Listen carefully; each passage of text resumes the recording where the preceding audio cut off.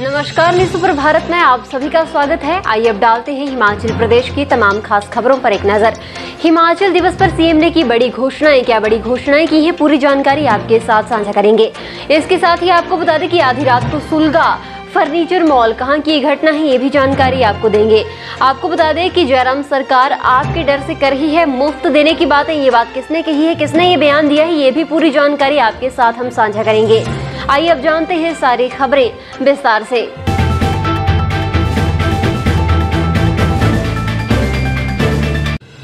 मुख्यमंत्री जयराम ठाकुर ने हिमाचल दिवस पर चंबा में आयोजित कार्यक्रम में बड़ी घोषणाएं की हैं। सीएम ने घोषणा करते हुए कहा कि हिमाचल में महिलाओं से बस किराया 50% ही लिया जाएगा।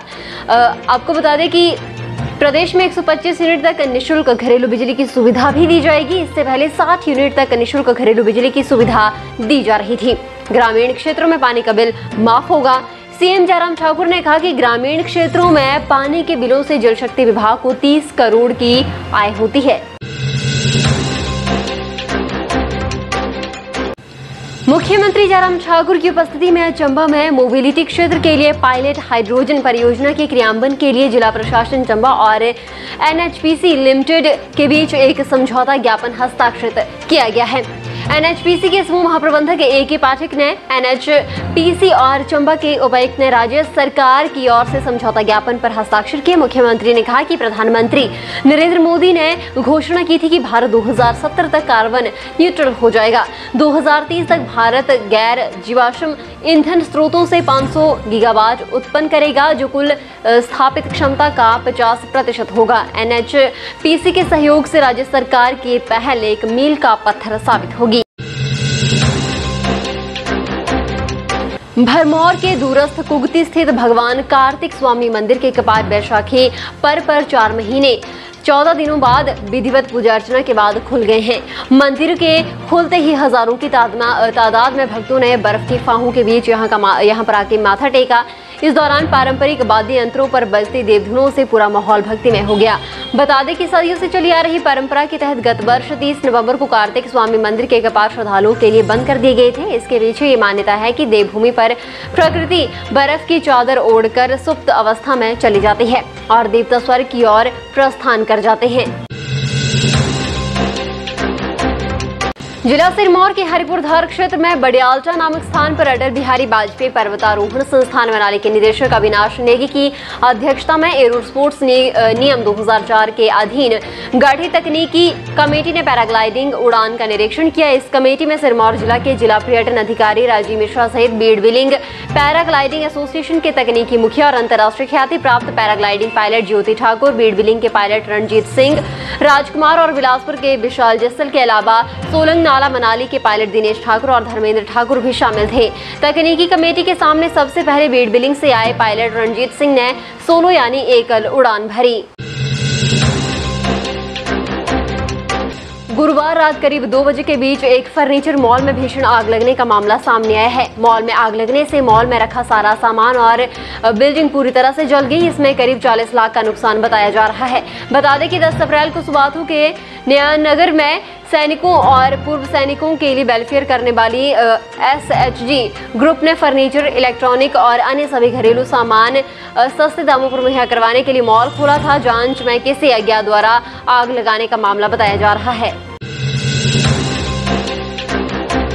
प्रदेश सरकार द्वारा हरोली विधानसभा क्षेत्र में करोड़ों रुपए की धनराशि व्यय करके विभिन्न परियोजनाओं का निर्माण किया जा रहा है। ये बात हिमाचल प्रदेश राज्य औद्योगिक विकास निगम के उपाध्यक्ष प्रोफेसर राम कुमार ने बाथड़ी में 50 लाख रुपए की लागत से निर्मित होने वाले सामुदायिक भवन का भूमि पूजन करने के उपरांत एक जनसभा को संबोधित करते हुए दी।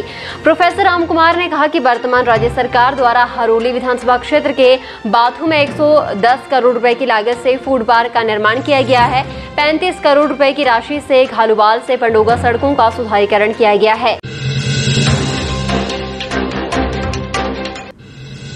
दिल्ली के मुख्यमंत्री अरविंद केजरीवाल ने कहा कि हिमाचल की जयराम सरकार दिल्ली की नकल कर रही है। उन्होंने ट्विटर पर ट्वीट करके मुख्यमंत्री जयराम ठाकुर की 3 घोषणाओं पर प्रतिक्रिया व्यक्त की।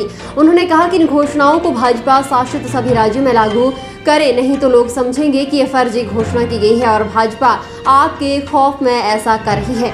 उधर दिल्ली के उप मुख्यमंत्री मनीष सिसोदिया ने कहा कि भाजपा सरकार की मंशा सही नहीं है, ये केवल चुनावी घोषणा है। हिमाचल प्रदेश में अरविंद केजरीवाल के रोड शो से जनता को इतना फायदा हो रहा है, तो अगर प्रदेश में केजरीवाल मॉडल वाली सरकार बनी तो कितना लाभ होगा। उन्होंने कहा कि भाजपा सरकार सुविधाएं देने में यकीन नहीं रखती है, ये केवल जनता को धोखा दिया गया है। ऊना जिला के नगड़ा गांव में गरीब परिवार से संबंधित एक बुजुर्ग के खड़पोश मकान में अज्ञात कारणों से आग लग गई, जिससे मकान में रखा कीमती सामान पूरी तरह से जलकर राख हो गया। इस घटना में 1 लाख रुपए से अधिक का नुकसान आंका गया है। गांव के प्रधान रणविजय सिंह ने इसकी सूचना दमकल केंद्र और पुलिस को दी। दमकल विभाग की गाड़ी जब रामपुर से नगड़ा गांव में पहुंची तब तक सब कुछ जलकर राख हो चुका था। ऊना विधानसभा क्षेत्र के तहत पड़ते नगड़ा गांव में 76 वर्षीय ताराचंद परिवार के सदस्यों के साथ खेतों में गेहूं की कटाई के लिए गए थे। पीछे से अचानक मकान में आग लग गई। इससे मकान में पड़ी कीमती लकड़ी, साइकिल समेत अन्य घरेलू उपयोग का सामान जल गया। जैसे ही ताराचंद को अपने मकान में आग लगने की सूचना मिली तो वे तुरंत घर की तरफ दौड़े। हालांकि आसपास के लोगों ने आग पर काबू पाने के लिए काफी प्रयास किए, लेकिन आग से सब कुछ जलकर राख हो चुका था। 75वां हिमाचल दिवस शुक्रवार को हमीरपुर में भी हर्षोल्लास के साथ मनाया गया। राजकीय वरिष्ठ माध्यमिक पाठशाला के मैदान में आयोजित जिला स्तरीय समारोह में उद्योग, परिवहन, श्रम एवं रोजगार मंत्री बिक्रम सिंह ठाकुर ने राष्ट्रीय ध्वज फहराया और भव्य परेड की सलामी ली। इस भव्य परेड में हिमाचल प्रदेश पुलिस और होमगार्ड के अलावा एनसीसी कैडेट्स, हेल्थ वर्कर्स और विभिन्न स्कूलों के विद्यार्थियों की टुकड़ियों ने भी शानदार मार्च पास्ट किया। कार्यक्रम के दौरान प्रधानमंत्री नरेंद्र मोदी का प्रदेशवासियों के नाम संदेश का प्रसारण एलईडी के माध्यम से दिखाया गया। राजधानी शिमला में वीकेंड और छुट्टियों का पैकेज बनाकर काफी संख्या में सैलानी पहुंच रहे हैं। शुक्रवार को शिमला के रिज मैदान और माल रोड पर काफी सैलानी उमड़े। इससे शिमला के होटलों में ऑक्यूपेंसी 80 से 90% तक पहुंच गई है। बुकिंग करवाकर न आने वाले सैलानियों को कमरों के लिए परेशान भी होना पड़ा। मैदानी इलाकों में भी पड़ रही गर्मी से राहत पाने के लिए राजधानी शिमला में पर्यटकों की संख्या बढ़ रही है। पंजाब, हरियाणा, महाराष्ट्र और पश्चिम बंगाल से सैलानी शिमला पहुंच रहे हैं। सैलानियों की बढ़ती आमद से पर्यटन कारोबार से जुड़े लोगों ने भी राहत की सांस ली है। कोरोना संकट के चलते 2 साल शिमला में पर्यटन कारोबार पर काफी असर पड़ा था, लेकिन 2 साल बाद अब पर्यटन कारोबार पटरी पर लौटने लगा है। फिलहाल के लिए बस इतना ही। और बड़ी खबरों के लिए बने रहे न्यूज़ सुपर भारत के साथ।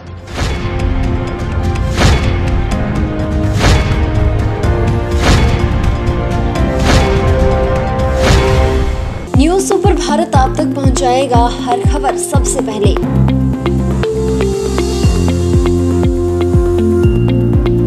आप तक पहुंचने वाली हर खबर होती है सत्यापित,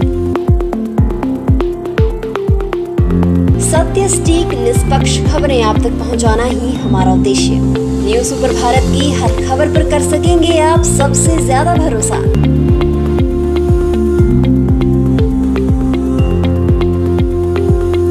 न्यूज़ सुपर भारत, नया उभरता भारत। हर खबर निष्पक्ष दिखाता है news super Bharat. News super Bharat से जुड़ने के लिए फॉलो करें हमारी फेसबुक पेज NSP न्यूज़ को।